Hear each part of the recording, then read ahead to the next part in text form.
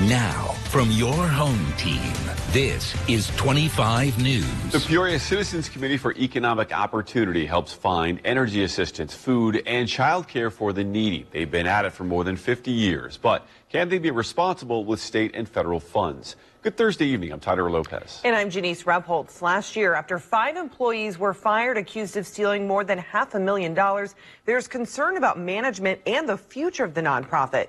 Liz Lape with a special report tonight.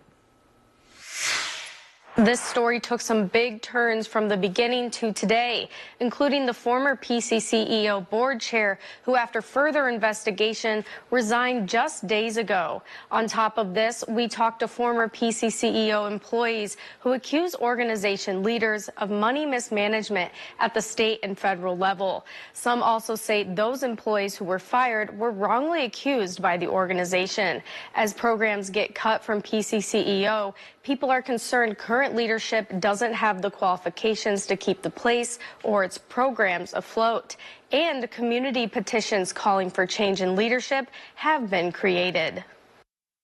It's not run as a business or as a nonprofit. It's run as a favor factory for friends of the board of directors and depending on who the CEO is. PCCEO has been through 5 CEOs and interim CEOs since McFarland Bragg left the position in 2022 after 29 years. You cannot lose over 100 years of experience, knowledge, information, etc. in a 6-month time period. Those individuals are replaced with folks who have no idea, no knowledge of anything of what the organization did or does. There's a huge gulf there between what the company is and what it could be. And any time competent people were brought in, it didn't last long because they either wouldn't compromise their morals or they would quit. One of those former employees worked as a clerk in the accounting department for 4 years until he quit in 2024. He says the board would often mismanage funding for programs, saying members would constantly overrule the advice of the accounting team. So no one on the board really cares about whether the money they're spending is compliant with the grants we receive. You're saying, hey, we can't spend money on this. It's not compliant with our grant. And then the board tells accounting to cut the check anyway. It's problems like these that he says is one of the reasons the entire accounting team quit by January 2024. To work there, it's not are you competent or are you the best for the job. It's are you going to do what the board tells you to do and not ask a lot of questions? He also worries if mismanagement continues, more programs like Head Start and LIHEAP will be cut. He says the weatherization program was cut after the program team quit because of tensions between contractors who worked on the homes. Then management failed to hire another team. This program has now been taken over by another agency. The foster grandparent program was also eliminated, as well as transportation services. I think the best thing that could happen is that the board is gone and the state, the Department of Government, or the Department of Commerce and Economic Opportunity takes over. The public has also voiced concerns over an incident where 5 employees were fired on March 27th for alleged theft. PCCEO didn't file a police report until April 4th.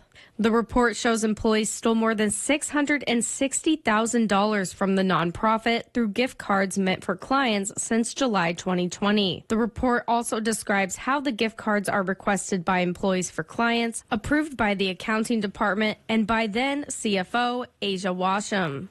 Police say the fired employees were submitting these gift cards for their own personal use. They still have not been arrested or charged in the ongoing investigation. But former employees say the fired employees were dismissed without knowing exactly why, except that they were accused of fraudulent activities and only received this letter of dismissal. They also claim the fired employees did not have the direct ability to handle money, and they are being accused of theft they did not commit. Former employees say the current CEO, Cassandra Powell, who held the board chair position at the time of the alleged theft, would ask employees for personal favors, such as purchasing items for her, like clothing. When those employees didn't want to do this anymore, they say Powell viewed them as enemies. The former employees say Powell used to say she was head in charge and that she could get rid of anyone she wanted to. Sources close to this story believe the alleged theft was an isolated incident and occurred during a transition of leadership, presenting an opportunity to take from the organization. They say internal processes at the organization have been changed because of the incident. In recent developments, the Peoria Area Food Bank is separating from PCCEO because their partner, Eastern Illinois Food Bank, did not feel comfortable with the turnover of leadership at the nonprofit. The food bank will still continue to serve the community, but will be running independently from PCCEO. PCCEO's Chief Operating Officer Wayne Cannon says he is stepping down to focus solely on the food bank. And from the city, Peoria Mayor Rita Ali tells us she is aware that there are efforts currently underway to save the organization, its services, and funding. Former board chair Andreas Diaz says he stepped down from the position to focus on his other job January 28th. And he says the vice chair, Cindy Womack, will be taking over. We reached out to Womack and current interim CEO Cassandra Powell for comment, but they did not respond back. All right, Liz, and don't forget with the 25 News app, you get more local news stories where you want it. To download it to your phone, search for the WEEK 25 News app.